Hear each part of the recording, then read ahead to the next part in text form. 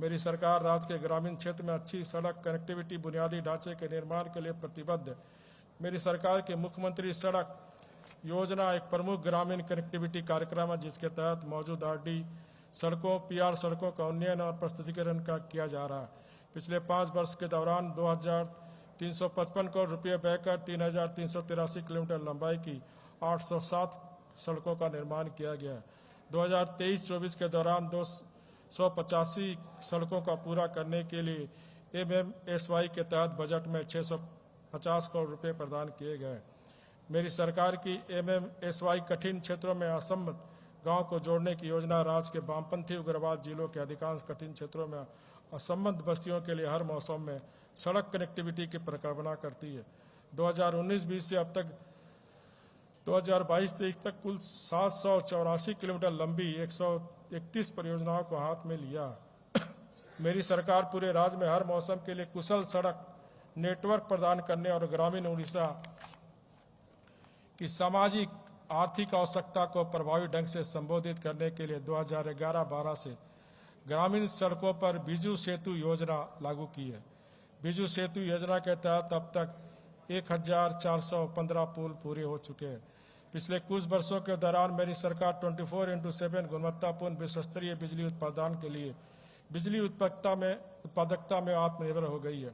उड़ीसा एक बिजली अधिशेष राज्य है। केंद्रीय विद्युत प्राधिकरण द्वारा प्रकाशित हालिया रिपोर्ट के अनुसार ग्रामीण और शहरी दोनों उड़ीसा में औसत बिजली आपूर्ति के घंटे बढ़ गए हैं और राष्ट्रीय संदर्भ में राज्य में बिजली का प्रति व्यक्ति उपयोग भी बढ़ गया है। मेरी सरकार द्वारा विभिन्न राज्य योजनाओं के माध्यम से बिजली की सार्वभौमिक पहुंच सुनिश्चित की जा रही है। उत्पादन, प्रेषण और वितरण बुनियादी ढांचे में वृद्धि ने राज्य को ऊर्जा क्षेत्र में निवेश के लिए सबसे पसंदीदा स्थलों में से एक बना दिया है। मेरी सरकार जस्ट ट्रांजिशन के माध्यम से राज्य भर में अधिक से नवीनीकरण ऊर्जा परियोजना की स्थापना को प्रोत्साहित करके नेट शून्य लक्ष्य को पूरा करने के लिए पूरी तरह से प्रतिबद्ध है। मेरी सरकार राज्य भर में बस अड्डों पर यात्रा करने वाले लोगों के लिए नागरिक अनुकूल गुणवत्ता वाली बुनियादी सुविधाओं के लिए लगातार प्रयास कर रही है। आम बस स्टैंड योजना मेरी सरकार द्वारा क्रियान्वित की जा रही है। प्रथम चरण में 2023-24 के दौरान विभिन्न स्थानों पर 55 आम बस स्टैंड पहले ही विकसित किए जा चुके हैं, जो इच्छुक युवाओं के लिए नौकरी के लिए अवसर प्रदान कर रहे हैं और SEG महिलाओं को व्यवसायिक अवसर प्रदान कर रहे हैं। दूसरे चरण में 132 नए आम बस स्टैंड का निर्माण कार्य किया जाएगा। मेरी सरकार ने सेवा स्तर बेंचमार्क को बढ़ाने के लिए राज्य के सभी जिलों को 6,798 ग्राम पंचायत को एकीकृत सार्वजनिक परिवहन प्रणाली से जोड़ने के उद्देश्य से एक सरल योजना Lakshmi location accessible multi modal initiative भी शुरू की है। योजना को चरणबद्ध तरीके से शुरू करने के लिए सभी जिलों को 6 समूह में बांटा गया है। मेरी सरकार आम जनता को सार्वजनिक परिवहन का तेज, सुविधाजनक, आधुनिक और किफायती साधन प्रदान करने के लिए भुवनेश्वर, कटक, खुर्दा और पूरी शहरों में रेल आधारित जन तीव्र परिवहन प्रणाली स्थापित करने, प्रतिबंध करने और बनाए रखने के लिए प्रतिबद्ध है। इस दिशा में आगे बढ़ते हुए मेरी सरकार ने Bhubaneswar metro rail corporation limited का गठन किया है और पहले चरण में भुवनेश्वर हवाई अड्डे को त्रिशूलिया स्क्वायर से जोड़ा जा रहा है और इसमें लगभग 6,256 करोड़ की लागत से 2027 के अंत तक पूरा करने का लक्ष्य रखा गया है। मेरी सरकार के ईमानदार और अथक प्रयासों के कारण प्रतिष्ठित CNBT Cuttack Netaji bus terminal record समय में पूरा हुआ और मेरी सरकार द्वारा उड़ीसा के लोगों को समर्पित किया गया। 91.01 करोड़ की लागत से निर्मित 14.95 एकड़ भूमि में फैला हुआ यह अत्यधिक बस टर्मिनल एक समय में 190 बसों को समायोजित कर सकता है और काठजोड़ी नदी के तट पर स्थित बस टर्मिनल पर आने वाले यात्रियों को एक हवाई अड्डे के टर्मिनल का आभास मिलेगा।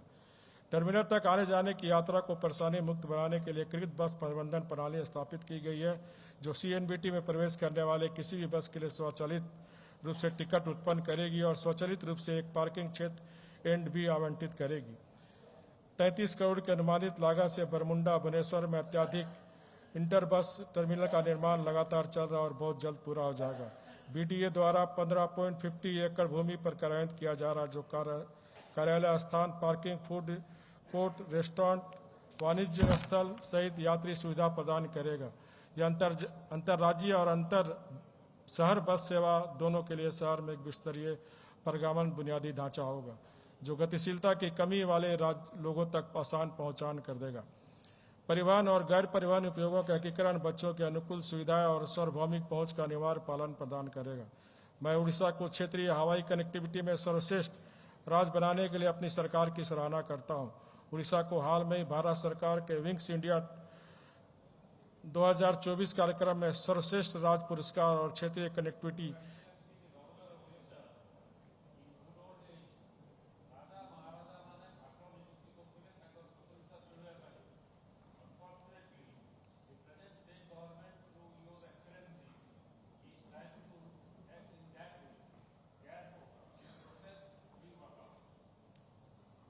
सर्वश्रेष्ठ राज्य पुरस्कार और क्षेत्रीय कनेक्टिविटी योजना में सक्रिय योगदान के लिए चुना गया। मेरी सरकार ने हाल ही में राज्य के सबसे दक्षिण जिले मलकानगिरी के लिए हवाई कनेक्टिविटी शुरू की। मलकानगिरी हवाई अड्डा 1620 मीटर लंबे और 30 मीटर चौड़े रनवे के साथ 233 एकड़ क्षेत्र में फैला हुआ और हवाई अड्डे को विकसित करने के लिए 70 करोड़ रुपये खर्च किए गए। नई हवाई अड्डे के निर्माण के साथ राज्य की राजधानी भुवनेश्वर से मलकानगिरी तक की यात्रा रेलवे नेटवर्क के अभाव में सड़क मार्ग से 14-16 घंटों के बजाय अब केवल 2 घंटे में पूरी की जा सकती है। हवाई अड्डे क्षेत्र से विकास के युग की शुरुआत करेगा और मलकानगिरी और आसपास के क्षेत्रों में संचार, पर्यटन और व्यापार के नए रास्ते खोजेगा। यह रिकॉर्ड 14 महीनों में पूरा किया गया एक प्रमुख बुनियादी ढांचा है। मलकानगिरी में नए के अलावा उत्कल, कालाहांडी जिले, गंजाम जिले के रंगई लुंडा में भी हवाई अड्डे विकसित किया जा रहा है। हवाई अड्डे से पहले आदिवासी बहुल मलकानगिरी में प्रमुख बुनियादी ढांचे को बढ़ावा देने के लिए 2018 में गुरुप्रिय पुल का उद्घाटन किया गया था, जिसने जिले के पहले कटे हुए क्षेत्रों स्वाभिमान अंचल से कनेक्टिविटी स्थापित की गई थी। प्रौद्योगिकी सामाजिक प्रगति का आधार है। मेरी सरकार ने शासन में दक्षता और पारदर्शिता बढ़ाने वाली नई प्रौद्योगिकी के साथ तालमेल बिठाने के प्रयास किए। अच्छे जन केंद्रित शासन को सुनिश्चित करने के लिए मेरी सरकार ने 5T पहल के स्तंभों के रूप में एक प्रौद्योगिकी को शामिल किया है। पिछले 2 दशकों के दौरान उड़ीसा ने इलेक्ट्रॉनिक्स और सूचना प्रौद्योगिकी क्षेत्र में तेजी से प्रगति की है।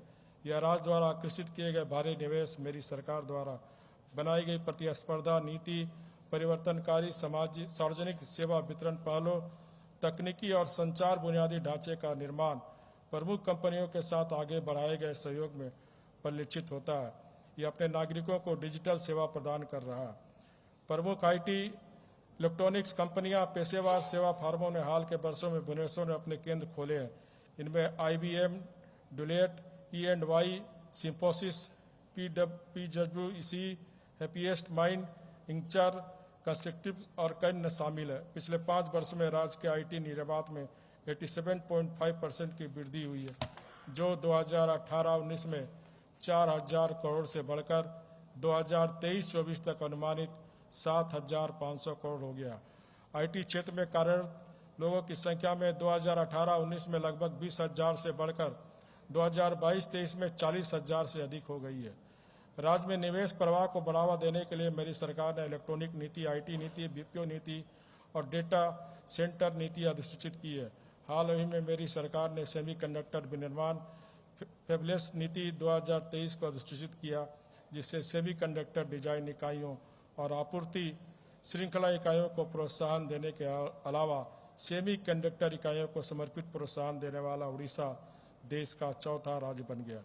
राज्य में अनुकूल सेमीकंडक्टर इकोसिस्टम के विकास के लिए मेरी सरकार शीघ्र ही O-चिप कार्यक्रम शुरू करेगी।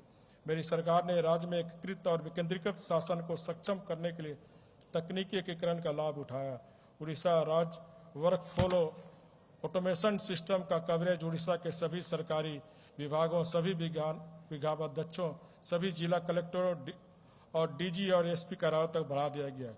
इससे ब्लॉक और तहसील स्तर सभी सरकारी कार्यालयों तक विस्तारित करने का लक्ष्य। OS के कारण सरकारी अधिकारियों के कार्य उत्पादन और दक्षता में उल्लेखनीय वृद्धि हुई है। इस वर्ष के दौरान वेब सक्षम OS भी लागू किया जाएगा।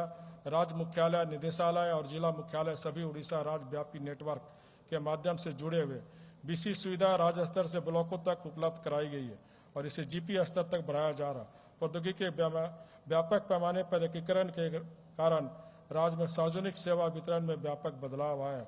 हमारे लोग अब हमारी शासन पहल में प्रत्यक्ष हितधारक है। शासन में पारदर्शिता और डेटा फोकस में कई गुना वृद्धि हुई है। उड़ीसा वन पोर्टल नागरिकों के लिए सुविधाजनक और पारदर्शी 24/7 सार्वजनिक सेवा प्रदान कर रही है, जिसमें अब 640 सेवाएं पोर्टल में उपलब्ध है और इसके माध्यम से 66 लाख से अधिक लेन देन किए गए। मेरी सरकार की मोर सरकार पहल राष्ट्रीय और अंतर्राष्ट्रीय स्तर पर अपनी तरह की अनूठी पहल है। इसके माध्यम से मेरी सरकार लोक सेवकों के बारे में जनता से स्वतः प्रतिक्रिया लेती है और उन्हें शासन में हितधारक बनती है और बेहतर जनमुख शासन वितरण तंत्र के लिए फीडबैक के आधार पर प्रशासनिक मशीनरी को पुनः व्यवस्थित करती है। जन सुनानी पोर्टल इसे पूरक बनाता है और राज्य डैशबोर्ड और योजनाओं की निगरानी के लिए AI, ML और डेटा विज्ञान प्रौद्योगिकी उपयोग करते हुए पारदर्शिता और डेटा संचालित निर्णय को सुनिश्चित कर रहे हैं। सार्वजनिक क्षेत्र की उद्यमी गतिविधियों की श्रृंखला के माध्यम से वांछित सामाजिक आर्थिक उद्देश्यों को प्राप्त करने में सरकार की सहायता करते हैं। हमारे राज्य के सार्वजनिक उपक्रम राज्य की अर्थव्यवस्था को वांछित दिशा में ले जाने में महत्वपूर्ण भूमिका निभाते हैं। वर्तमान में 31 कार्यरत सार्वजनिक उपक्रमों से 25 सार्वजनिक उपक्रम लाभ अर्जित कर रहे हैं और 7 सार्वजनिक उपक्रमों ने 2022-23 के दौरान 1,516 करोड़ के लाभांश का भुगतान किया है। मेरी सरकार ने स्थानीय उद्यमिता को बढ़ावा देने, स्थानीय संसाधनों के उपयोग और राज्य भर में नौकरी के अवसर प्रदान करने के लिए राज्य में MSMI के विकास पर जोर देने के लिए MSMI विकास नीति 2016, MSMI विकास नीति 2022 पेश की है। मेरी सरकार द्वारा औद्योगिक रूप से पिछड़े क्षेत्रों को विकसित करने, अनुसूचित जाति और महिलाओं जैसे समाज के कमजोर वर्गों के बीच उद्यमिता को बढ़ावा देने पर विशेष ध्यान दी है। मेरी सरकार ने 2023-24 में एक नई योजना CM-SRIM के लिए ब्याज की प्रतिपूर्ति के लिए मुख्यमंत्री योजना शुरू की है। इस योजना का उद्देश्य उन विनिर्माण MSMI को लाभ पहुंचाना जो अपने उद्यमों के लिए कार्यशील पूंजी ऋण पर ब्याज की प्रतिमुक्ति के माध्यम से 31/3/2020 को या उसके पहले उत्पादन में चले गए हैं। उद्यम पोर्टल में 2023 तक अब तक 4.62 लाख सूक्ष्म, लघु और मध्यम उद्यम पंजीकृत हुए, जिसमें से 4.50 लाख सूक्ष्म, 11,490 लघु, 818 मध्यम उद्योग है। जिला स्तरीय सिंगल विंडो क्लियरेंस प्राधिकरण लगभग 9,337 करोड़ की 2,334 परियोजनाओं को मंजूरी दी है और लगभग 1 लाख व्यक्तियों के लिए रोजगार की संभावना है, जिनमें 193 परियोजनाओं ने उत्पादन शुरू कर दी है और 871 परियोजनाएं कार्रवाई के लिए विभिन्न चरणों में हैं।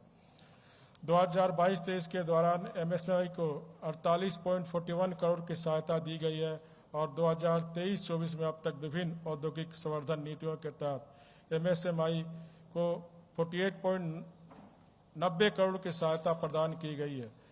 PMSGP के तहत 2008-9 से 2022-23 तक 949.99 करोड़ की मार्जिन मनी सहायता और 3,37,083 व्यक्तियों के लिए रोजगार सृजन के साथ 41,452 इकाइयों को बढ़ावा दिया गया है। मेरी सरकार ने स्टार्टअप उड़ीसा नीति, स्टार्टअप उड़ीसा पोर्टल के माध्यम से स्टार्टअप उड़ीसा पहल शुरू की गई और यह 2023 तक उड़ीसा में एक विश्वस्तरीय स्टार्टअप हब बनाने के उद्देश्य से लगातार आगे बढ़ रही है। क्षेत्र विशिष्ट इनक्यूबेटरों को प्रोत्साहित करना और अगले 5 वर्षों के भीतर 5,000 स्टार्टअप के लिए सक्षम वातावरण और सहायक परिस्थिति तंत्र बनाना। इस बीच इसने महिलाओं के नेतृत्व वाले 600 स्टार्टअप सहित 1700 से अधिक स्टार्टअप का समर्थन किया है।